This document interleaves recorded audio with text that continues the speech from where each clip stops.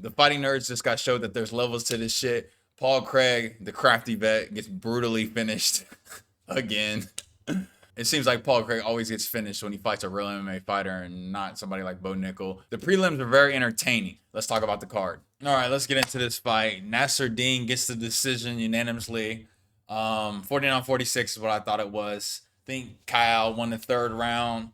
The strikes, 89-89, it did not feel like that. It felt like Borralho only landed like maybe 10 really hard punches, and Imavov was just way faster, way more counters, way more crisp boxing. We did see Borralho start chopping down at them, chicken legs Nasruddin has, but let's get into it round by round.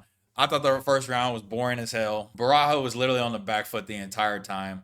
I don't remember him throwing any punches. This whole fight, it was all body kicks and head kicks. I know they were in the open stance and that's like a free kick or whatever, but it seemed like he was scared to throw his punches because every time he did, Imavov just too fast countering him. So that first round was nothing special. Something weird that happened in the second round is Borralho literally walked away before the round ended. Like there was 5 seconds left on the clock, and he kind of turned away and turned his back. I thought Imavov should have went over there and punched him in his shit for doing something stupid like that. Maybe not 5 seconds, maybe like 3 seconds, but it was a weird vibe. It looked like Borralho was like scared to be in there. It's like, what is going on? And third round, I think the round in which Borralho outstruck him. Yeah, the third round, Borralho comes out with a crafty nut shot. When a UFC fighter is losing and they know they can't win, they're gonna come out there, kick him and knee him in the nuts real quick. Just try to slow him down a little bit. And Imavov wasn't having that because you know what he did? Imavov went out here and then about a minute later went out here and poked him in his eye. So that's a crafty move by Imavov. Like you're not gonna get a free illegal strike on me, bro. I'm gonna poke you in your shit. This third round was the only round Borralho I think outstruck him, right? Damn, he outstruck him in the fifth round. I did not feel like the vibe of this fight. Maybe it's because Borralho was on the back foot the entire time, and I mean the only hard punches I remember him landing was a couple, like maybe 4 or 5 really hard stiff jabs, and maybe a couple 1, 2, 3s. But other than that, bro, his boxing, his stand, he fights really awkward. It's like really weird, bro. I was like, what does he do? Who taught him how to square up? Like, bro, I know how to square up better than that, dude. That shit look ugly. It's like he's like twitch, dude. His shit is weird. Barajo needs to work on his stand up, bro. If you're playing a grapple, you can't grapple on the back foot unless you bait them into throwing big punches and you can duck under. But Imavov's got that crisp boxing and wasn't really throwing like that. He was being more of a tactician and what I'm saying, countering. But yeah, I just didn't understand. I hope all the Borralho hype is killed after this performance. I'm not gonna lie, I think Izzy beats Borralho. I think Sean Strickland beats Borralho. I don't think Borralho can beat any of these top strikers because his striking is not that good, and he's not like a crazy grappler. I mean, Imavov, I know he's a well-rounded fighter, but damn, he stuffed every one of Borralho's takedowns. So I don't know where Borralho goes from here. He's not gonna be a champion. Nasruddin's got some shit to him. I like Nasruddin's kind of smug. He's got like just smug, cocky attitude. Like when he walks, his head is held up high. So I'm kind of fucking with Nasruddin's, swag he got going right now. But Cosmov shooting on you and Cal shooting on you is completely different. So we'll see what happens. We got Anthony Hernandez and RDR. That's gonna be a banger ass fight. Both Marauders. RDR is huge. I don't think Anthony Hernandez has ever tried to like impose his will on someone as big as RDR, who's also got jiu-jitsu. So we'll see what happens. I think that fight's going to be 10 times better than what this shit we just saw right here was. So yeah, let's get on to this next fight.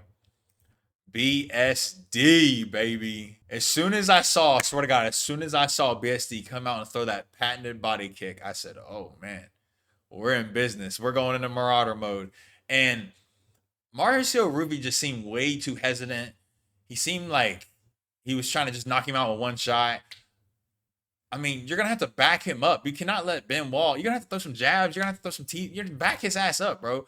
And it seemed like Rufi was just trying to load up and hit him with one big shot. And I didn't see none of that shit I saw in that one fight when he was dipping and slipping and doing all that. I thought Ben Wall's footwork, he wouldn't be able to catch Rufi after I seen Rufi's style on that dude, but I was completely wrong. I also said these fighting nerd fighters are complete fighters and they have grappling. This brother has zero grappling, brother. Nobody check his grappling. Mauricio Rubio, this brother has zero grappling, brother. I mean, first takedown, first body lock Benoit got, took his ass down. Didn't do a lot of damage to him, but, you know, controlled him the whole round, basically. I think he got maybe 2 takedowns in that first round. Yeah, so 2 for 4, 21 to 11. So Benoit didn't do really a lot of damage, but in that second round starts, Rufy hits him with a flying knee. I guess BSD's got a granite chin. He ate that shit like nothing happened. And then when BD shot in for the double leg, Rufy elbowed him in his shit, and Benoit shucked that off. Benoit gets the takedown. Here's another thing that Rufy was doing. When he would reverse the position on BSD, he would just stand up. Like, brother, if you're going to be an all-around champion, all-around MMA fighter, you got to be able to work in the guard, get some ground and pound off. You can't just let somebody up. That's an easy way to bank rounds too if you can control people on the ground. So Ruffy wanted no parts of the ground game. Every time he would reverse the position when Benoit to take him down and he would be in his guard on top of him, he would just let him up. And in that second round, when Rufy lets him up, BSD shoots again, gets him down, flattens him out. I think it was like a neck crank. It was started off as a rear neck and then it turned into a neck crank. And then BSD neck cranked Mauricio Rufy into the Shadow Realm. And I said that Rufy was going to knock his ass out in the first round. I didn't know Mauricio Rufy had 0 grappling. This brother has 0 grappling. He has some grappling, but like offensive grappling, that shit's non-existent. He just wants to kickbox. Not gonna make it very far, especially in these lighter weight classes where everybody's well-rounded. Nah. So he has 2-3 years Dagestan forget. BSD, that's a good ass win, man. A dangerous striker like that. BSD might be able to recover after that DP and Renate Moicano losses. So yeah, should we put him up against Benil Dariush? He just beat Moicano. He got to go back to the drawing board. I don't want to see him fight for another year. You got to work on your grappling. All right, so I'm not gonna lie, guys. I fell asleep. When did I fall asleep? I fell asleep during as soon as the main card started. Fell asleep during this fight, bro. And the fights I went back and rewatched, so it's only these top 3 right here because I had to see my boy Paul Craig. I had to see Paul Craig fight. This dude right here is the one that got his knee absolutely shattered by Khalil Roundtree. I heard the broadcasters talking about this. And Paul Craig, you know, being the crafty vet he is, watched tape, saw that, and came out kicking, oblique kicking this dude's knee. Paul Craig also has added, I don't know if he's added this, but this is the first time I've seen it that I remember actually, is the spinning back kick. Paul Craig does not just have the body kick now, he has the spinning back kick. They're kind of just fighting on the feet, and then at the end, Paul Craig pulls guard with like 30 seconds left, gets the absolute fuck beat out of him on the ground, catches the beats, and with like 3 seconds left, I'm gonna call him Buka. Buka comes down with a mean ass elbow, and Paul Craig does this as the buzzer sounding. So he's knocked out, and they stop the fight. So if Paul Craig would have just stood on the feet for 30 more seconds, he could have made it to round 2. But Paul Craig, being the crafty vet he is, pulled guard and got ground and pound TKO, because that jiu-jitsu shit doesn't work if someone's trying to punch your lights out. Paul Craig, every time I watch him fight, I feel like he's getting finished. But, you know, shout out Paul Craig, the crafty vet. This fight right here, I was kind of mad I was going to have to watch this fight because this dude's last fight, I don't know if it's Seaside, it was just a boring ass performance, but I guess he fights good in front of the home crowd. I gotta say, Paris's crowd is one of the loudest crowds.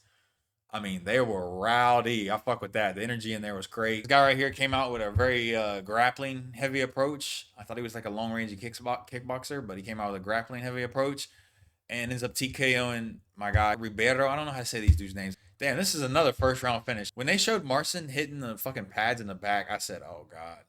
He was throwing these bitches in slow motion. It looked like he showed up just for the paycheck. Ante, this guy right here, from Croatia, training partner of Tom Aspinall, comes out. As soon as the fight starts, he lets off like a barrage of punches at Marcin, and Marcin smudges him up against the fence. And then once they get off the fence, he lets off another barrage, catches him with like a left hook, boom, right on the jaw, and cover it up and gets the TKO. Marcin was like the number 7th ranked heavyweight. So this dude's gonna be top 7, top 8 now.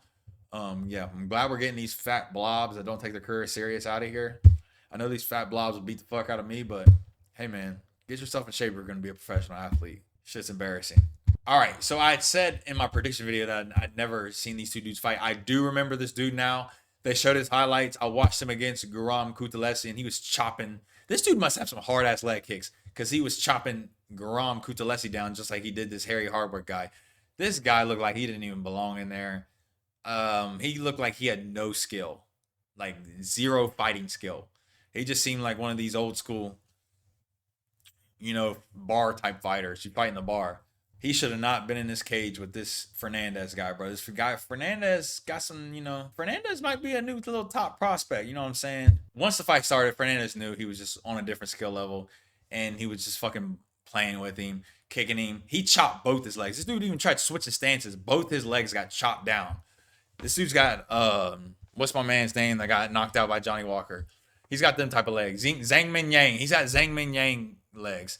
He got chopped down, and on the last calf, this dude got a calf kick TKO. On that last calf kick, he kicked him. This is my phone right here, right? This dude got kicked in the calf, and he flipped around like 5 times, falling on the ground, bro. I just never seen someone get calf kicked TKO like that. That shit was funny as fuck, bro. I'm not gonna lie. Let's talk about this fight. This Trey Waters dude, I didn't understand this at all. They kind of start out, you know, feeling themselves. Trey Waters has got his hands down the entire time. Patterson cracks him with a good shot. Waters still doesn't bring his hands up. I'm like, bro, you got cracked. You're rocked. Put your hands up. Doesn't put his hands up. Boom. Patterson must have no pop because this was a standing TKO. Like, the ref stopped it. Waters was still on his feet, but he was just bouncing around all drunk. It was a good stoppage, but Patterson, you got to be able to put someone down. Bro's got no pop. We're going to put him in the pillow punchers category because he just got no pop. I mean, this dude literally didn't even have his arms up. You had free punching shots on him, and you could not knock this man down. Both these dudes, I don't see these dudes going anywhere. We'll see what happens, though. Trey Waters, Sam Patterson. I got y'all in the UFC memory now. Okay, this fight right here. This fight was pretty interesting. Brad comes out, and this Robert guy lands a barrage, just imposing his will. Big, meaty hooks, 20 to 30 punches, bro. I mean, this dude was letting off the clip. I don't know how Brad Tavares survived this. Got him up against the fence, was just letting off. Did it one time. Got him up against the fence again. Did it another time. And Brad was really rocked. Next time he goes to do it, Brad ducks under, gets a perfectly timed takedown, holds him down for like the last 2 minutes maybe. Second round, I think Brysek was a little gassed from all those punches he was hitting him with and couldn't really catch him. Kind of boring. Brad just kind of stayed on the outside, kicking his leg. Third round, Robert finally is able to track him down, catches him up against the cage, hits him with a nasty right hand, finishes Brad Tavares. This dude right here, bro, this is the most wannabe marauder I've ever seen. If you're going to be a marauder, you got to have some sort of technique. This dude had no technique. Gus Butt. Yo, what movie is that? Benchwarmers. Your name's Gus Bus. We're going to call him Gus Bus. Gus Bus just ran at Renat. I mean, just head down. Throwing like this. Like, bro, what are you doing? This is the worst showing of trying to impose your will. And he just looks so sloppy. And Renat didn't even catch him with a hard punch. I think he hit him with like a left jab. It was like a jab that like stunned him. Then he got him up against the cage and it looked like this dude wanted no parts of Renat. And finished him. Got him up out of there. There's a lot of first round finishes. Let's count the first round finishes. 1, 2, 3, 4, 5. 6 first round finishes. Not gonna lie, not a bad card. I know they were saying that this Imavov or Borralho was the #1 contenders fight, but after this main event these two put on, I think we should wait and see the play out of RDR and Anthony Hernandez. If they put on a more entertaining fight, the winner of that should go fight Khamzat first, and Imavov can just sit in the back and wait because he's earned the title shot. I mean, he's got a nice little resume. I was supposed to stream those last 2 fights. Bro, I'm just so used to the UFC coming on late at night that my body is trained. Like, I need to take my nap so I'm able to stay up. And when I was watching William Gomez and that fucking Pitter Pat Fest they were doing, I don't know if it was a Pitter Pat Fest, but I fell asleep. Gonna try to stream the next fight. What's the next fight now? UFC Noche. I'll try to stream UFC Noche. We got Diego Lopez, John Silva. That's going to be a banging main event. If you enjoyed the breakdown, subscribe to the channel, hit the notification bell so you do know when I go live for UFC Noche. Like the video if you've made this far, and comment down below what y'all thought of the card overall. I'll catch y'all on the next one. We out. I'm him, I can tell you from the jump, I'm a different breed. Bought a new tech, free shot, no referee. I ain't gon' force, not shit, I'ma let it be. White gold shining, diamonds red like the 7C.